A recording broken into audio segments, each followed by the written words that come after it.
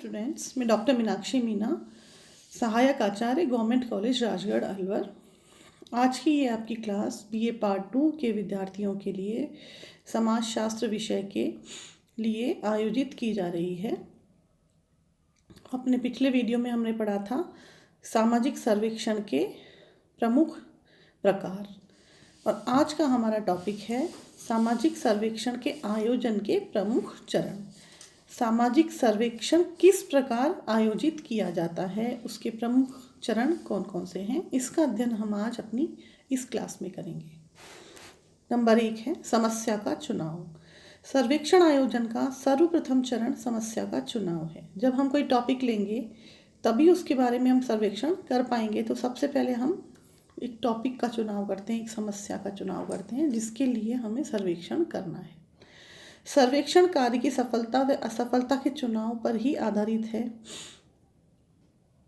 समस्या ऐसी चुनी जाए जिसमें सर्वेक्षणकर्ता की रुचि हो तथा उसके बारे में पहले से ही उसे कुछ ज्ञान हो। साथ ही साधनों की सीमितता, धन, समय, कार्यकर्ताओं की मात्रा आदि को ध्यान में रखना चाहिए। क्षेत्र भी सीमित रखना चाहिए। नंबर 2 है सर्वेक्षण के उद्देश्यों का निर्धारण। बिना उद्देश्य के कोई भी सर्वेक्षण आयोजित नहीं किया जा सकता। कुछ उद्देश्य होते हैं जिनकी पूर्ति के लिए ही सामाजिक सर्वेक्षण आयोजित किए जाते हैं। तो हमारा टॉपिक है दूसरा, सर्वेक्षण के उद्देश्यों का निर्धारण। सर्वेक्षण हेतु सामान्य एवं विशिष्ट उद्देश्यों का निर्धारण कर लिया जाना चाहिए। नंबर 3 है अध्ययन क्षेत्र का निर्धारण।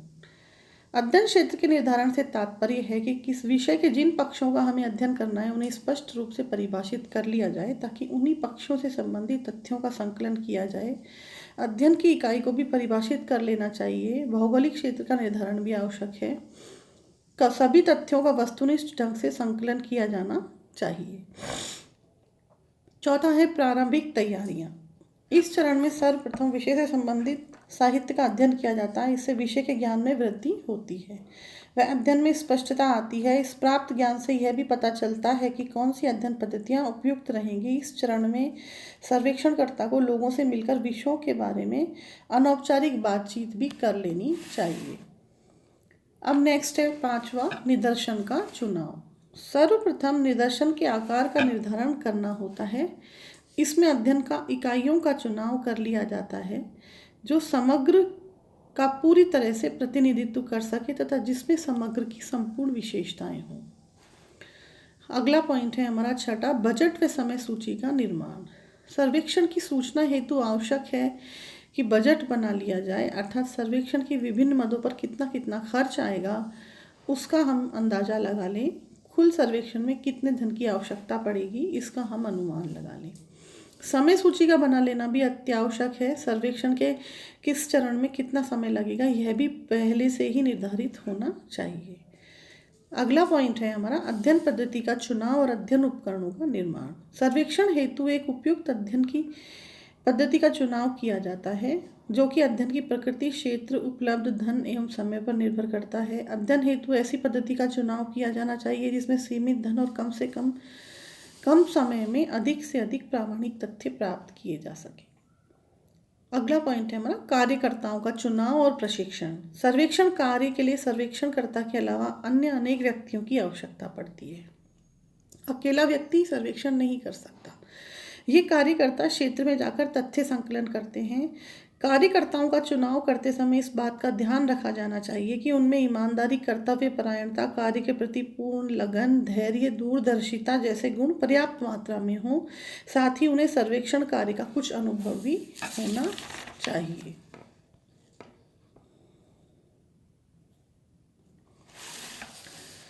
अगला पॉइंट है सर्वेक्षण का संगठन। सर्वेक्षण कार्य को ठीक से करने हेतु एक संगठन की आवश्यकता पड़ती है। किसी बड़े सर्वेक्षण को संचालित करने हेतु एक केंद्रीय कार्यालय स्थापित करना पड़ता है जहां सब प्रकार के कार्यों का संपादन होता है। सर्वेक्षण में लगे हुए विभिन्न कार्यकर्ताओं को एक दल के रूप में संगठित करना पड़ता है। 10वां है पूर्व परीक्षण एवं पूर्वगामी परीक्षण। वास्तविक सर्वेक्षण करने से पूर्व सर्वेक्षणकर्ता के लिए आवश्यक होता है कि सर्वेक्षण हेतु चुने गए उपकरणों और प्रविधियों की छोटे पैमाने पर लागू करके जांच कर ली जाए कि उनमें क्या कमियां हैं या दोष हैं, ताकि प्रारंभ से ही उन्हें दूर कर लिया जाए। इसे पूर्व परीक्षण पद्धति या पद्धति शास्त्रीय पूर्वाभ्यास कहते हैं। पूर्वगामी सर्वेक्षण मतलब पायलट सर्वेक्षण भी इसको कहते हैं, पायलट सर्वे। पूर्वगामी सर्वेक्षण के द्वारा सर्वेक्षण कार्य में आने वाली कठिनाइयों का पता लग जाता है। मूल सर्वेक्षण कार्य प्रारंभ करने से पहले संपूर्ण सर्वेक्षण कार्य का छोटे पैमाने पर परीक्षण किया जाता है। इससे अध्ययन कार्य में आने वाली कठिनाइयों की जानकारी मिल जाती है। इससे यह पता चल जाता है कि अध्ययन कार्य हेतु चुना हुआ निदर्शन पर्याप्त है कि नहीं। इससे अनुमानित व्यय और अध्ययन कार्य में लगने वाले समय का भी पता चल जाता है। 11वां पॉइंट है समुदाय को तैयार करना।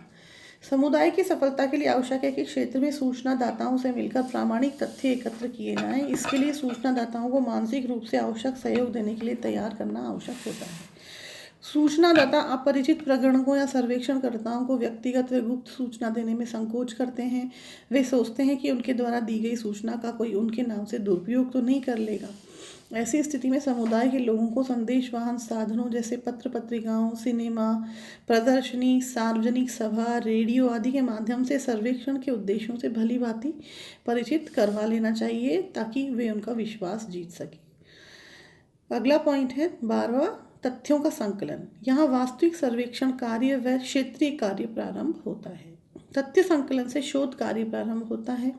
इसके लिए अवलोकन, प्रश्नावली, अनुसूची, साक्षात्कार प्रदर्शिका, व्यक्तिगत अध्ययन पद्धति का सहारा लिया जाता है। तथ्य संकलन विश्वसनीय तथा पक्षपात रहित होकर किया जाना चाहिए। प्रगणकों को भी सभी पूर्वाग्रहों से मुक्त रहना चाहिए।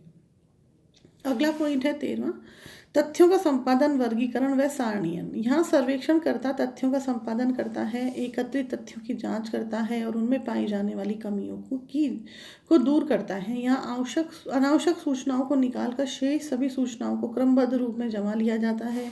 सूचनादाताओं द्वारा दी गई सूचनाओं को अर्थपूर्ण ढंग से श्रेणियों में बांटने की प्रक्रिया को संकेतन कहा जाता है।